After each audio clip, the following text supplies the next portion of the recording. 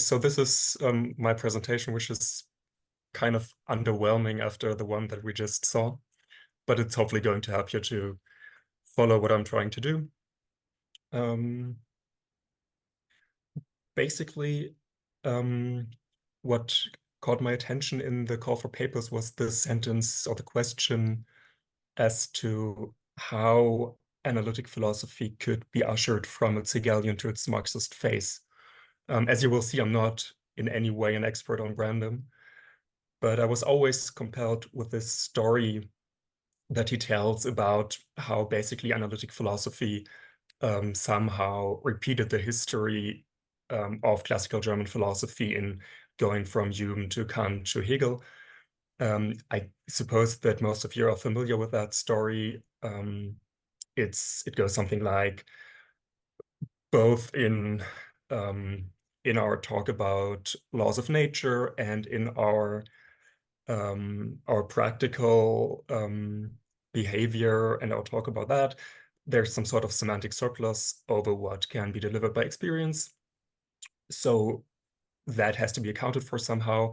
And then Kant does that by saying that what is made explicit through modal and normative concepts is already implicit in our common empirical and practical concepts, in our use of these concepts.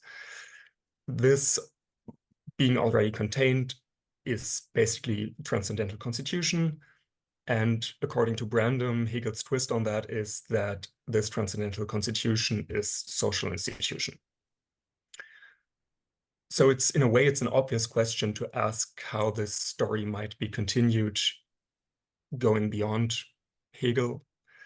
And that's the question that I'm not really going to answer because I don't know how to answer it, but I'll try to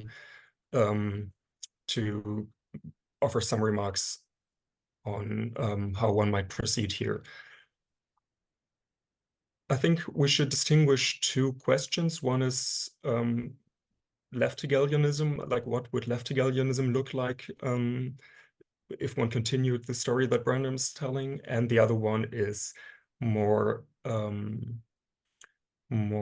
specifically, what would Brandom's Marx look like, or maybe only how can we introduce materialism into that story? So I'll treat these two issues separately, and let's start with materialism. At first glance, one might think that Brandom's Hegel already comes close to historical materialism because of this talk about norms being socially instituted. But I think a lot of depends here on what the social means in social institution, because if I'm correct, then for Brandom, it really means, first and foremost, that normative statuses exist only to the extent that people treat each other as responsible and authorized. And I think, of course, there is some truth to that. And it also, I think, captures one strand of Marxist thought, namely that we have to show that what might appear to be natural or God-given or whatever is in fact the product of our own activity. But again, I think we have to ask what kind of activity. Is it an activity of intersubjective recognition or one of dealing collectively with the material world? And I think in Brandom's picture, the material world doesn't really come into play. It might come into view in the form of what he calls conceptual realism. You're probably familiar with that. That's very roughly the idea that, well, let's say that our theories have certain implications, and sometimes these implications can be disproved, refuted by observation, something like that. So in this way, the material world does come into view. This might be right in the theoretical realm, but I think it's probably not sufficient if we think about practical normativity in the more narrow sense. They cannot really be compared to something out there, like in the case of natural sciences, for example. So questions like how should we treat each other? How should we design our institutions? What would a rational form of life look like? These questions seem to be up to us in a more radical sense. I think there's a danger to overemphasize our agency, our power to create our own norms, to design our own forms of life. And notably, Marx points to that when he says, men make their own history, but they do not make it as they please. They do not make it under self-selected circumstances, but under circumstances existing already, given and transmitted from the past. One could take this to mean that progress which consists precisely in overcoming this moment of heteronomy, that is to develop into the collective author of our own history. But I think this would miss the point that Marx is trying to make here to some extent. I think for Marx, this apparent heteronomy, that we do not make history as we please, is not, or at least not only a problem. It also points to an objective realm where normative claims can be grounded, or at least can gain some sort of hold. Human life forms can be better or worse at dealing with the circumstances which are, as Marx says here, given and transmitted by nature and history. So I think that is how Marx goes beyond what one might call mere conventionalism when it comes to normativity. So it's not just us making stuff up, but there's something more objective to the story. So norms are not generated out of pure intersubjectivity. This is my worry with Brandom. Rather, they emerge as part of our attempts to grapple with the objective world as it presents itself, mediated through history, of course. Okay, so that's the part about materialism.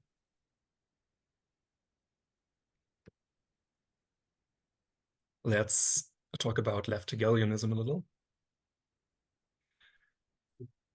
One way I'd like to approach this aspect is through the infamous rationality of the actual in Hegel. So when Hegel says that what is rational is actual and what is actual is rational, I would say that Marx, on a methodological level, remains committed to this Hegelian idea.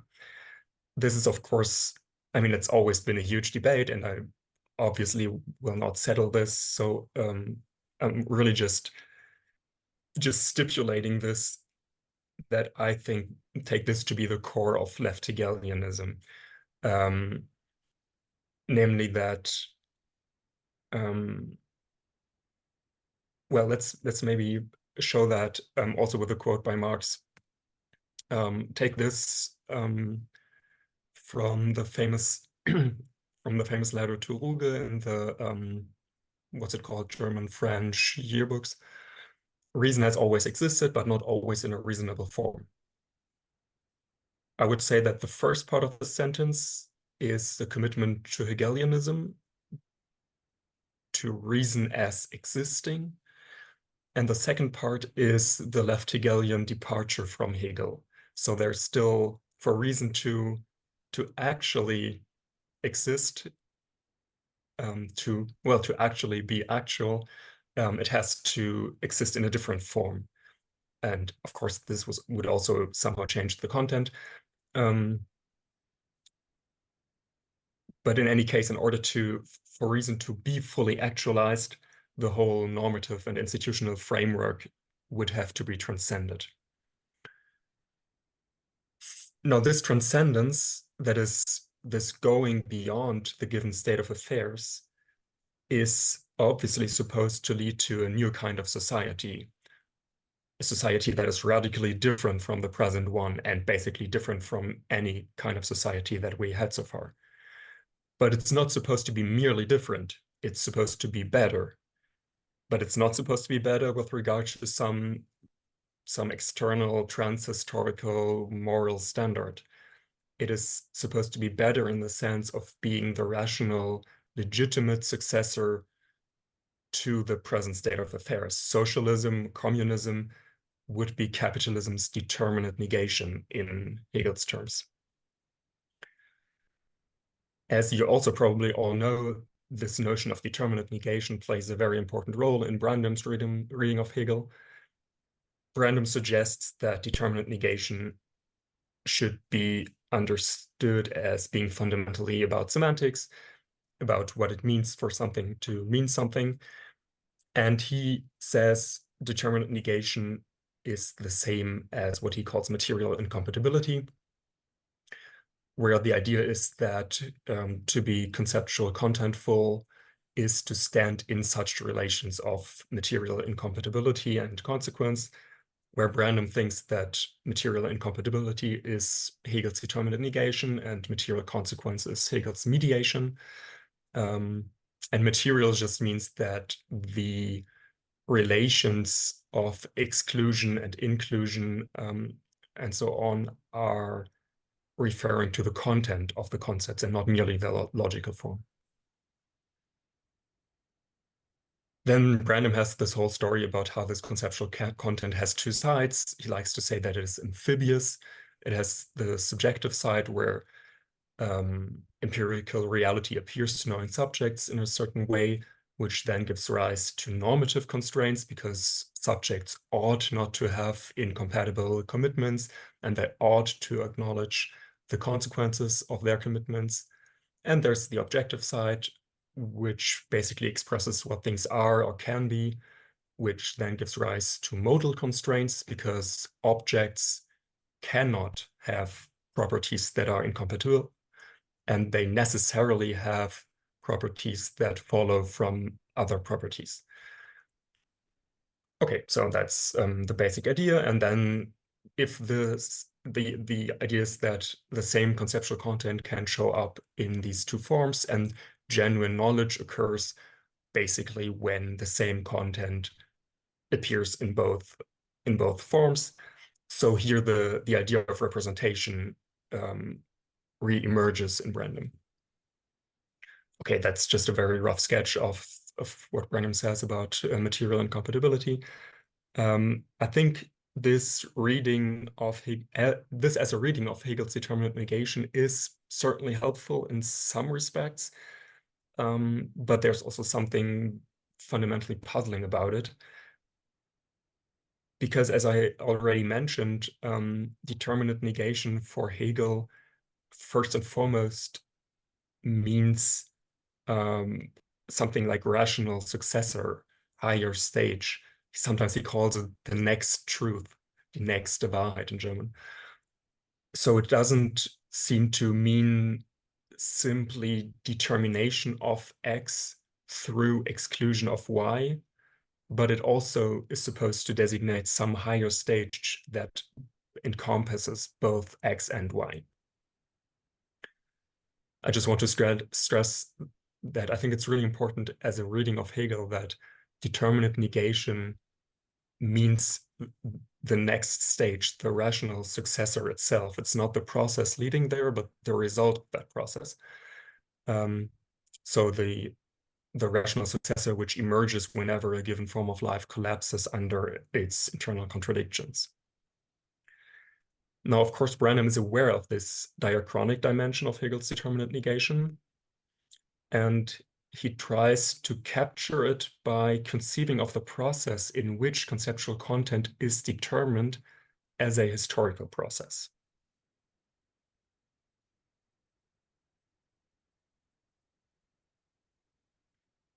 But I already hinted at that at the beginning.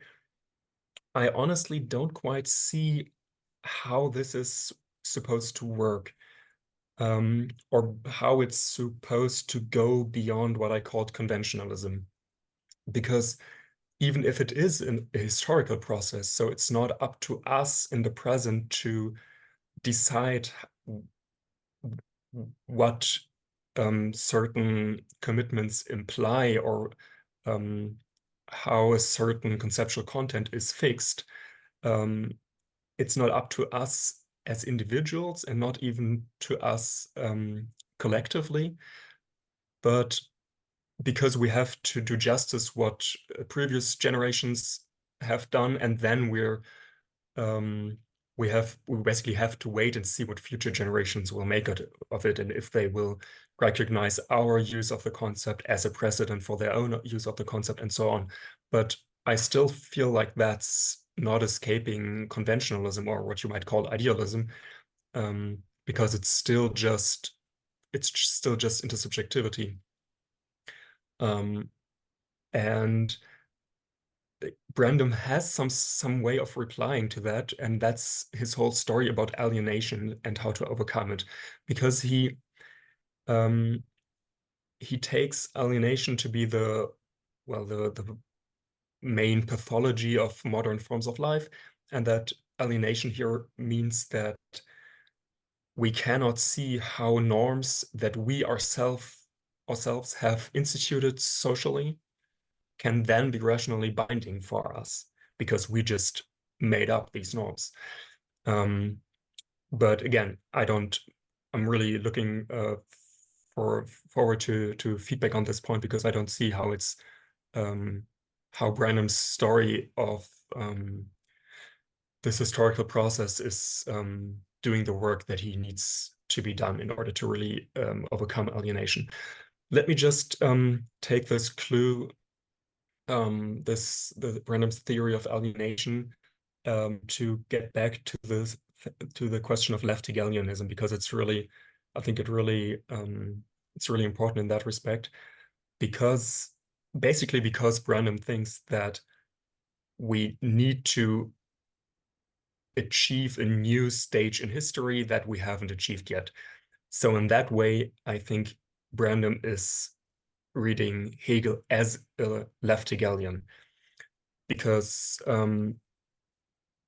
according to Brandom, we have to oh, sorry, I forgot to show you that. Well, it doesn't really do much.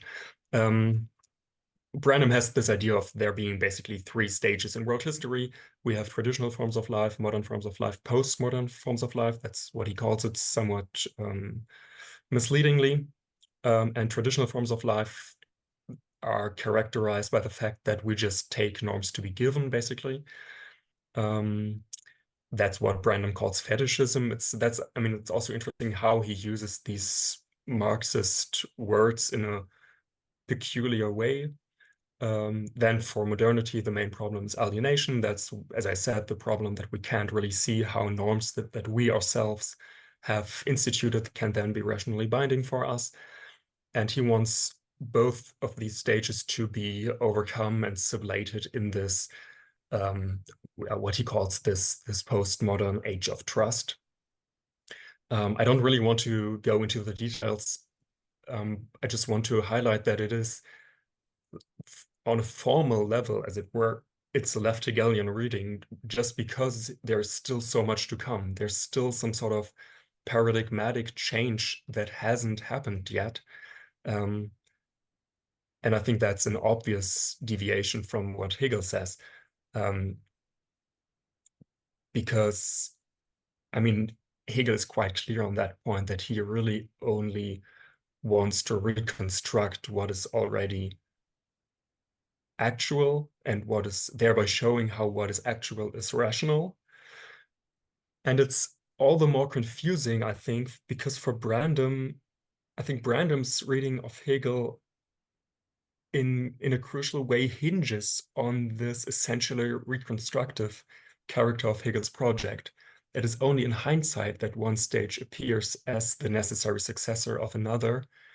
Determinate negation signifies, as I said, the next step within a process of philosophical presentation, which is not identical with any real historical development. Brandom is quite clear on that point. So what Brandom calls the postmodern stage, or the age of trust, has not yet taken shape, yet he postulates it to be the rational successor of modernity. And this, I think, is a characteristic move of Left-Hegelian theory. This move I like to call determining negation, in German bestimmende Negation. I'll explain that. As I said, the rational successor in Hegel's terminology is called determinate negation. Insofar as the determinate negation does not yet exist, it has to be determined through imagination, maybe, certainly through political struggle. Now, if one wants to call this process of determining a process of negation, which, by the way, Hegel does not do, in my opinion, then one might call this process determining negation, because it is determining the determinate negation. Okay, it's not that important. It's a wordplay, basically, but what I'm trying to do with that is to highlight a specific tension that I think is characteristic for left-Hegelian approaches in general, and Brandom's reading in particular. That is this tension between, on the one hand, wanting to overcome the present state of affairs, going beyond what has already been achieved historically, and on the other hand, not wanting to relapse into what Hegel would consider an empty ought or empty moralizing. Okay, I think that's most of what I was going to say. Let me just try some sort of conclusion here.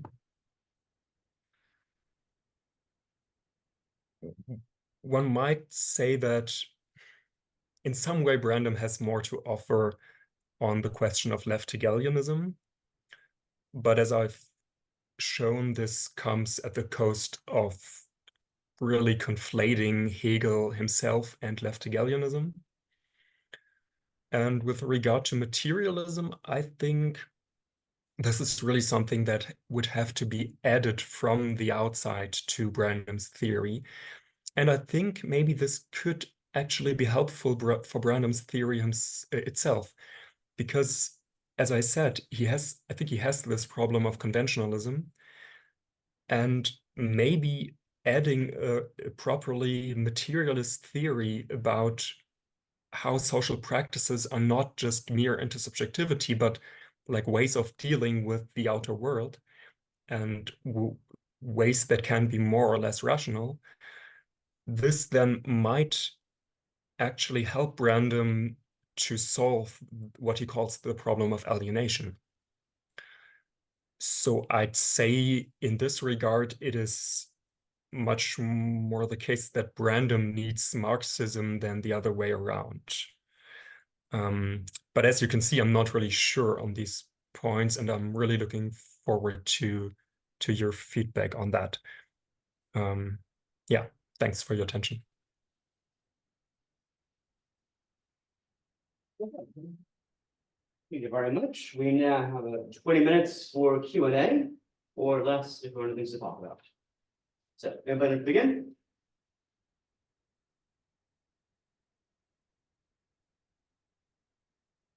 Okay. Not hearing anyone. I guess I have maybe a thought about this, Robert. So it seems to me that there's plenty of room for perhaps a more provocative position that one could stake out, and I maybe want to see, like, do you have reasons for not wanting to be more provocative, right? Where you could say something like, Brandom is, at best, most charitably trapped in a left-Hegelian position, at best, if not a right-Hegelian, perhaps despite himself. And therefore is open to all of Marx's own critiques of both Hegelians of his own time. And that there's plenty of resources for finding in contemporary scientific realism, contemporary scientific, and by science, I mean science in a very broad sense. So that is physics, biology, sociology, economics, everything else. Plenty of resources for subjecting Brandom to a materialistic critique, just like Marx himself criticized left-Hegelians in his own time. Right. So that rather than think of Brandom as somehow an ally to a Marxian project, we should think that maybe he is an enemy or antagonist to a Marxian project. And that we just have to be as critical, Marxistic, as critical towards Brandom as Marx was towards the Left-Hegelians of his own time. So maybe you don't want to be so provocative, but I'm going to sort of put that out to you as a position that maybe you want to respond to or consider. Yeah, no, I think that's a good point. I wouldn't, I think what I was trying to do is see what happens if we treat Brandom's Hegel the way that Marx treated Hegel, which is that's of course a huge task, and I really only started to think about that. But then I think Hegel wouldn't Hegel shouldn't be considered the enemy, and I would say even the what you call the Left-Hegelians. I think I would like to make a difference between Left-Hegelianism and young Hegelians, maybe. Although I know that it's not that it's maybe not a good historical analysis, but I think it's important. I would like to include Marx in the Left-Hegelian camp. But my notion of Left-Hegelianism really only means trying to be a Hegelian and at the same time wanting radical change. And in that regard, I think Marx is Left-Hegelian, but of course he has this quite radical critique of his young Hegelian contemporaries. And I think what I mentioned about Brandom's conventionalism or idealism that really offers itself to a materialist critique, and I try to sketch in which direction that might go. Yeah, I think you're probably right. I mean, in a way, I'm not really finding a lot to work with when it comes to trying to get to this Marxist or Left-Hegelian stage in the story that Brandom is telling that I mentioned in the beginning. Yeah. No, I think there's a question that maybe something for you to give us an answer to at some point, right? Whatever resources Marx finds in Hegel that are valuable and useful for him, and that have also been valuable to other thinkers in the Marxian tradition, such as Lenin and Husserl and others, right? Maybe those are just not the features of Hegel that survive a semantic redescription of the kind Brandom gives us. Right? So maybe it's not going to be there in Brandom because of what a semantic redescription of the project ends up being. Yeah, I think that might be a good point. I think the value of Hegel certainly is that he's offering some sort of social theory that is not philosophy in the narrow sense, but it is in a way normatively interesting. So he's not, I think that's what I take to be the idea of what I mentioned, the idea of the rationality of the actual and all that. That's just that we can have a theory about how society works, how a social theory that is not merely descriptive. And I take it, I think that's what Marx is most interested in Hegel, and that's obviously not what Brandom is most interested in Hegel. So I think that's right. Yeah. All right. Yeah, fair enough. Yeah. But the matter is, I don't even know why Marx would need to be interested in the kind of story about the nature, the kind of entanglement of semantics and pragmatics that is Brandom's focus. And maybe it's right. I'm not quite sure. Anyway, I don't mean to monopolize. Are there any questions or comments that anybody would like to share?